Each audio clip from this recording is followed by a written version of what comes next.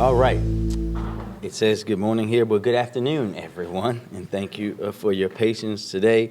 I want to say happy AAPI month and Jewish Heritage Month, Haitian Heritage Month, and Teacher Appreciation Week. Thank you all. And let me start, as always, with our progress on public safety.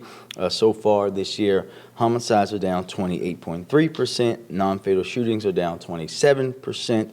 27.9. Aggravated assaults are down 13%, and carjackings are down 17%.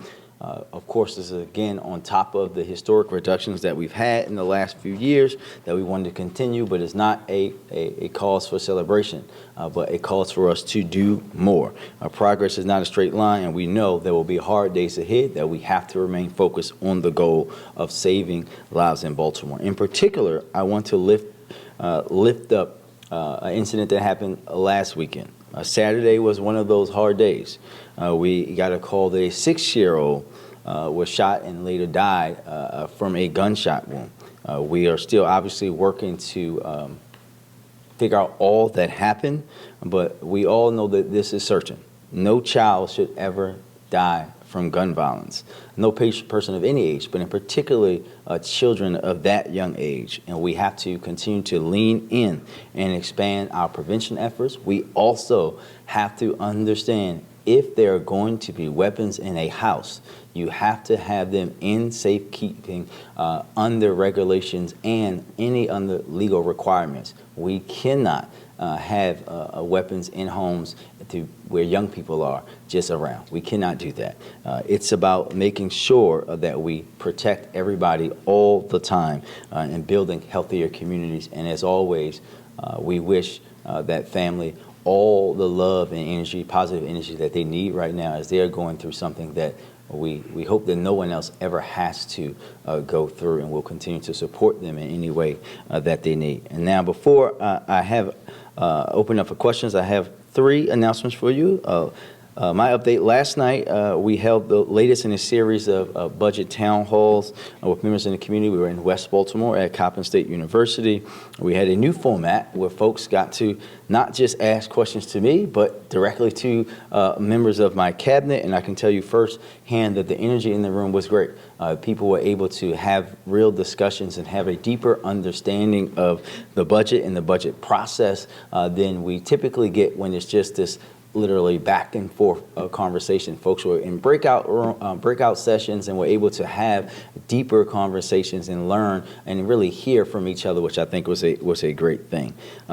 As you know, now 4 announcements. First, as you know, again this year we removed home-owned values less than $250,000 from tax sales in Baltimore, something that we have done for many years in a row, especially right now as everyone's feeling the impacts of the world. We felt that it was a responsible action to take, and we're going to continue to make sure that we take actions like this to protect especially our legacy homeowners. We have to continue to do that, and I'm grateful that Governor Moore and his team recognized the benefits of this approach and decided to take this to every city and town in Maryland starting next January. Second, I'm glad that D'Artagnan and the team are here, something that has been long awaited in Baltimore. As I mentioned in my State of the City, we have completely overhauled 311. Today I want to lay out exactly what that means. In short, it means more communication and transparency. We fixed a glitch that automatically marked any 2 reports on the same block as duplicates. We are providing step-by-step updates on tickets. As you can see there, we know, those who have been around know that when you used to submit it here on the left, you submit an SR, it's a service response, and then a resolution. That resolution meant that housing has now came out, did an inspection, saw the illegal dumping, and referred it over to BPW. For our residents, however, seeing that as the resolution did not mean that it was gone. Now you'll be able to follow it the whole way, even after it is transferred from one agency to the next, so that when it is closed, that means it is actually closed. And we also made sure that if your ticket is marked closed, you can see why. without calling 311. You can see that on this on the screen. And this summer, we're keeping these improvements going, including with a pilot residential portal where you can see the status of tickets in your area. I'm grateful to be joined by not just D'Artagnan, but Jackie Crosby, our 311 director today, whose teams work very hard to make this possible. Thank you very much, both of you. Thank you very much. Third, starting next Monday, the Department of Transportation will begin issuing progressive parking fines to drivers illegally parking in residential areas. Basically, this means folks who are illegally parking without residential permits will have to pay a fine, and repeat offenders will pay higher fines if they continue to break the rules within a 12-month period. Again, this is for all RPP zones throughout the city of Baltimore, and I'll break it down to you how they will progress. Your first offense will be $50. The second will be $70. Third will be $100, and the fourth offense is $150. Too many of our residents who pay for parking in their neighborhoods are able to find a spot at the end of the day because of people who are illegally parking within their neighborhood. So we're going to be issuing these progressive fines for these repeat offenders, and as always, the best way to avoid not paying one of these fines is to not park illegally. We have no sympathy for folks who do illegal things. Now, I will open up to your questions in just 1 second.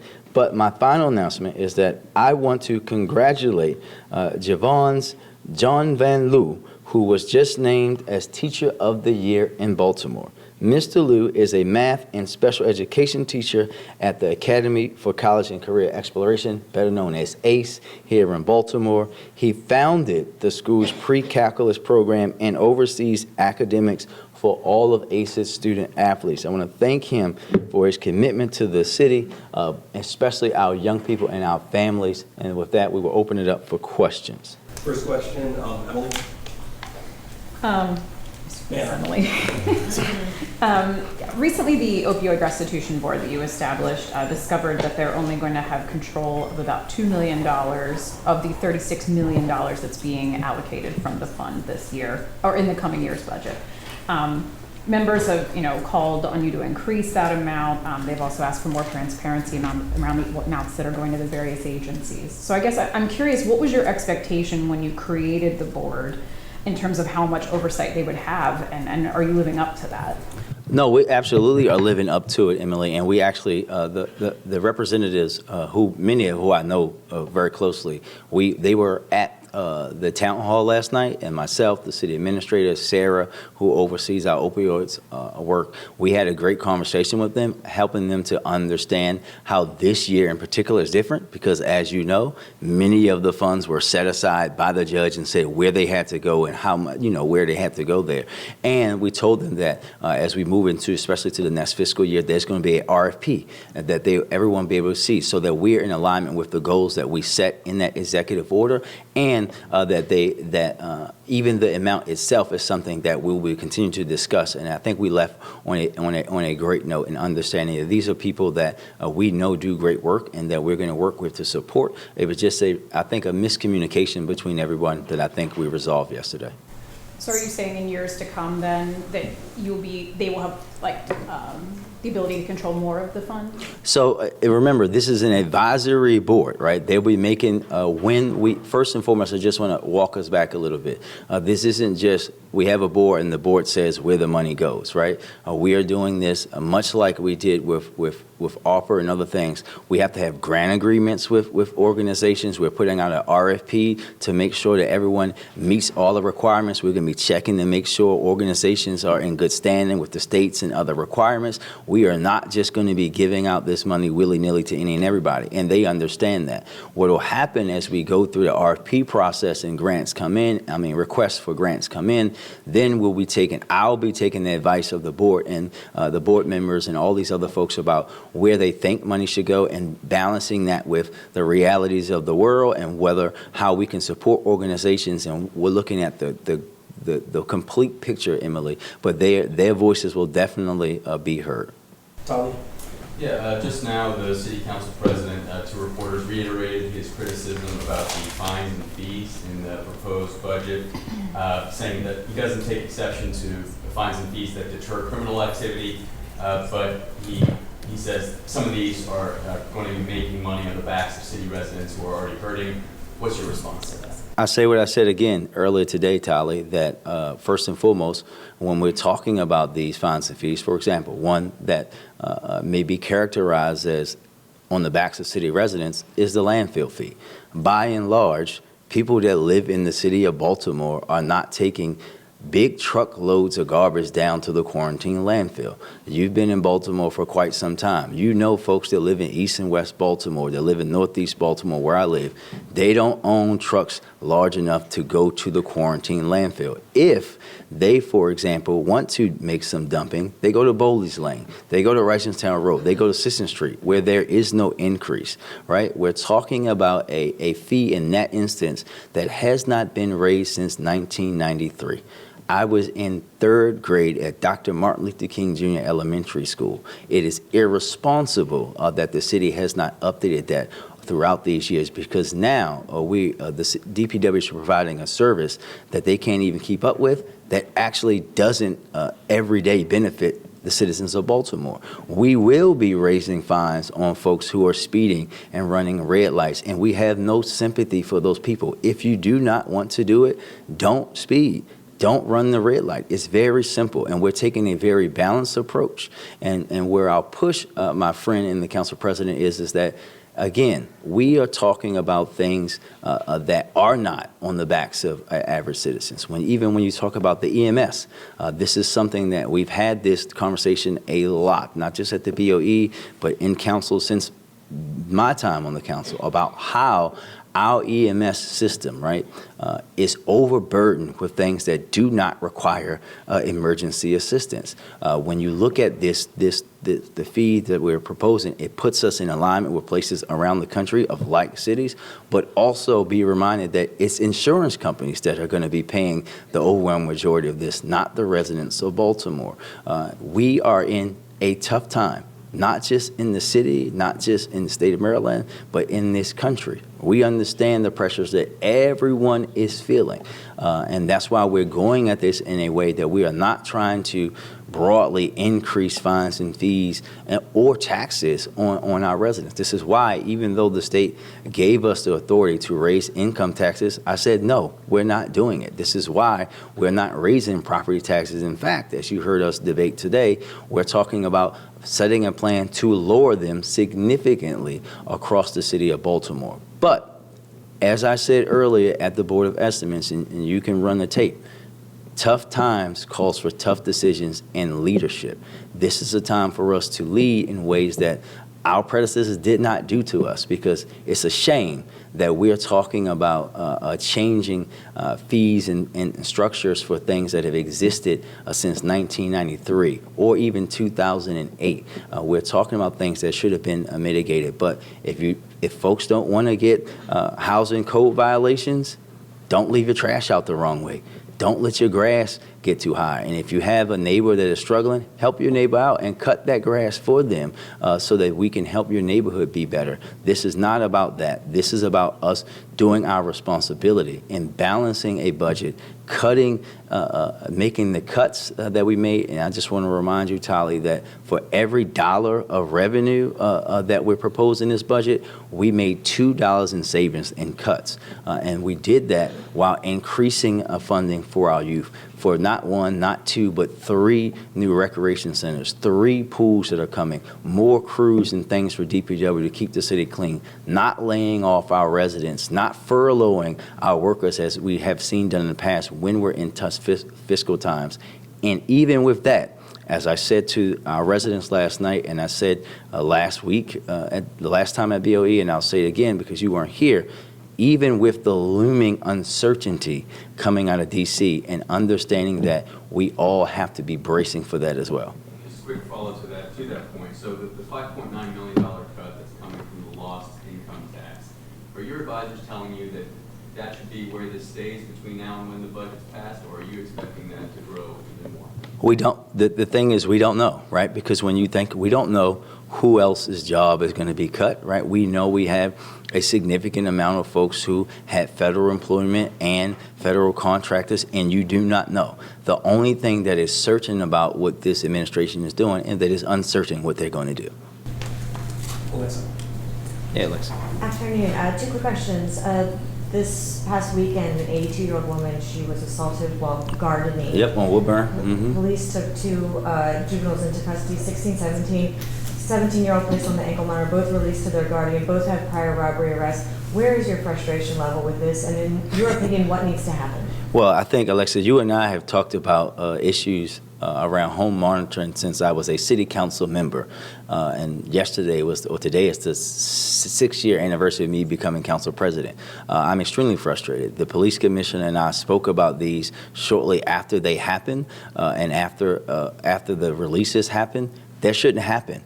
And I'm going to continue to say that, right? And I want the residents to know that we have been saying for years that we need a real deep dive and change into home monitoring. Yes, we understand that, and I'll be the first to say that we have to treat young people in a different mindset, right? You can't treat a 40-year-old and a 14-year-old the same. But at the same time, when you have someone who has done a similar crime before, you can't just send that person home. There has to be accountability and services. They should not have been released to their parents, period. Do you know if there's any conversation with the city state's attorney's office? Well, I don't think this has anything to do with the state's attorney. I know that he would agree more than likely with me that they shouldn't be released, and we'll be having further conversations with DJS and our state partners and everyone else in the justice system about how we can get to that more balance, because things have drastically improved and when you're talking about young people and incidents like this, but we still have too many incidents like this, and we have to close that loop. And real quick, the BPD contract. The BPD contract What with the BPD National contract? Guard, Judge James Berdard had urged the governor and you to sit down to help come to a resolution. It's lengthening the time for the recruits, training, getting more officers on the streets. Have you had any conversations with the governor? How are you helping these two parties come to a resolution? Are you? So I think, Alexa, you weren't here before, but even before the governor left, I reached out to him. He went on the trade trip, which we're very grateful for, and I spoke to him upon his return, and he assured me that his folks will be making sure that we get this resolved, because it's been an issue for me for quite some time, and I had to raise it to the level of him and the Attorney General, and they have assured me that it will be resolved. Okay, Chris. Great. Mayor, good afternoon. Wanted to ask something that stood out to me at the BOE meetings that we were just at, was the settlements that were discussed. One of them was about the man from Dundalk, Dylan Hildebrand, who received a settlement of $75,000 when there really was no evidence on either side as to who was wrong during the George Floyd protests. And then there was the settlements too that nearly totaled $400,000. Do you think that maybe when BPD staffing is short at the moment still, it's not maybe the best look to be having these settlements, and especially when we're talking about budget shortfalls and things of that sort, and it could be just routine standard operating procedure. I'm sort of new as well too, so I'm just checking into that.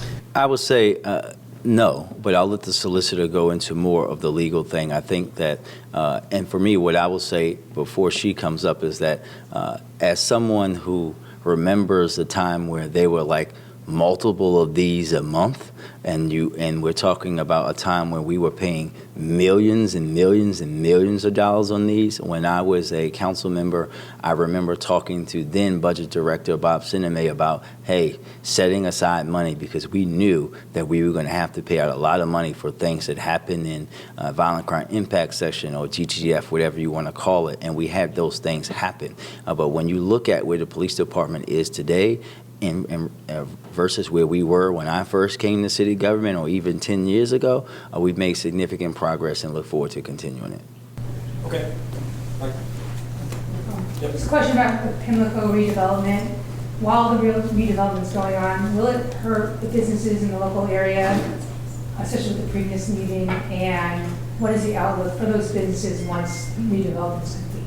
Well, listen, we know once it's back, we're hoping having a more thriving Pimlico that won't just be about race days. And I think that's the important thing to note. We know that this is an area very important to me because the majority of my family still lives there. We know that one day boom that happens, not just for the businesses, but quite frankly for the residents. As we all know, folks allow people to park on their properties, will be missed in that year that it's gone. But I think the community is excited about what the potential and opportunities is in the future, and making sure that everyone's included as they has been is always going to be at the top of mind for us. The changes should be a good thing. It should be, absolutely. Carson. So you mentioned Mayor Bloomberg's advice to do the tough things first. I assume you're referring to Mike Bloomberg of New York City. Can you describe a little bit your relationship with him? Do you guys speak often? Is he someone you admire? I think the world of former Mayor Bloomberg. Actually, as you may or may not know, I was a member of one of the Bloomberg Harvard mayor courses. Our class is the best class ever, if any of the other mayors want to argue with me. But when he comes to Baltimore, I normally do spend some time with him. And obviously, the city has a great working relationship with his organizations, and we look forward to that. He's someone that I did look up to. For example, many of the longstanding Baltimore reporters will know that I, as a council member, tried to mimic his restaurant grading thing here in Baltimore, right? So we know when you have folks that have been successful but that you can learn from, you don't just have one, you have many of them, and he's one of them for me. Thank you. Emily. Yield. Dolly. There's just one DOJ attorney left monitoring the BPD consent decree. What's your level of concern, and is the consent decree revoked? No, we're going to do it. We still have Judge Bedard. We still have our monitoring team. We're still committed to it, despite the changes at DOJ. Nothing changes for us. We're still going to be committed to the reforms and getting out of the consent decree. That's it. Final call, Emily. There were a number of travel requests for council members to go to ICSC that came through today. I know a lot of your staff often goes. I was curious if you're going again this year, and why you think it's important to take the number of people that you've been taking to that conference. Yeah, we're going. As always, I think it's important because you're talking about things that help the city and help neighborhoods. For example, when we were in ICSC a few years ago, we were talking to now the people that own Emerson Village Shopping Center that are putting a big renovation in something that had been left to deteriorate for decades, right? This is about making sure our approach hasn't been in the past and thinking about only downtown. We're thinking about downtown and around town, Emily, but it's not just me. It's normally my deputy mayor for economic development and the chief of staff as we are working with folks to get business here in Baltimore. Okay. Just, you concerned about the Orioles? A lot of business they bring downtown this summer. But hopefully, things can improve there. I am the biggest Oriole fan there is. There's nothing more than I want in the world of sports than a Orioles World Series. Steve and Sashi and the folks at the Ravens hate when I say this. I will trade 2 Super Bowls for 1 World Series. Obviously, the season as of yet isn't going the way that we would like, but as someone who has been trusting this process and who sat in Oriole Park at Camden Yards by himself all those many years, I trust that we will end in the right place. And I think that what we have to do is look. They have great baseball people who will make any necessary adjustments to the team, a roster. They'll do that stuff. But we know that the core is there, and maybe, just maybe, we'll have the flip of what we've had the last few years, where we started strong and then got swept in the playoffs. Emily, go ahead. Final question, then we're going to conclude.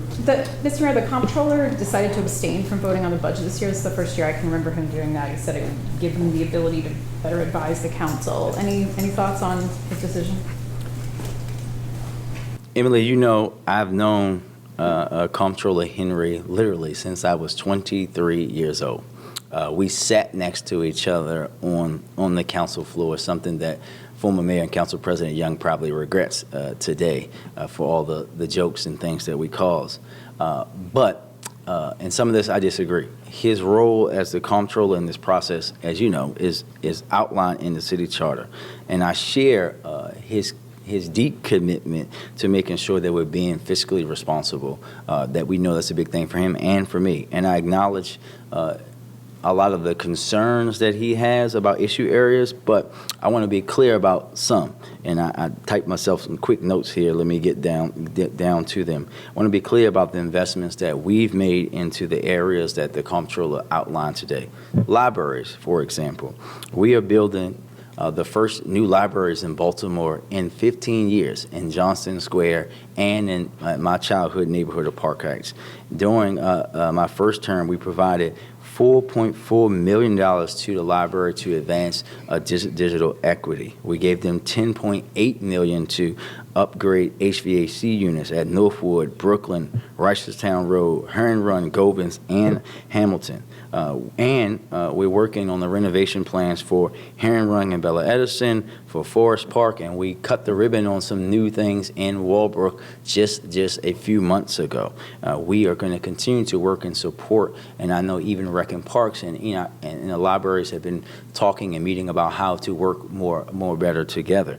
And on cultural institution, we provide funding to important arts and cultural places across the city. Many, and I think it's important where our approach has been different, many of them who have been those historically underfunded or not funded in many cases by the city. And if you look at the fiscal 26 budget, includes $10 million for cultural institutions like BSO, BMA, Walters, and others. We also provided large amounts of ARPA funding to large cultural institutions like the Hippodrome and BMA. But this is where the difference comes in for me. We had $6.2 million for diverse cultural institutions, places like the Reginald F. Lewis, Great Blacks and Wax, arena players that had been ignored in this city for a long time. They felt like they would never get any money from city government, which was a travesty. And we made it a point to making sure that we were investing in those organizations, because anybody that was born in the 70s, 80s, and 90s in this town went on field trips to the Great Blacks and Wax Museum, and it was a shame that the city was not stepping up to support them all those many years. And on the zero waste really quickly, I just want to remind everyone that this fiscal proposed budget is an additional $6 million for the Bureau of Solid Waste to allow for shorter routes and provide additional crews for trash and recycling. We're committed to that long-term vision of supporting that bureau, including zero waste. But we also have to make sure that we're meeting the needs of right now and those people who are out there cleaning neighborhoods today. Thank you. Okay, thank you. That concludes our post-BOE press. Thank you.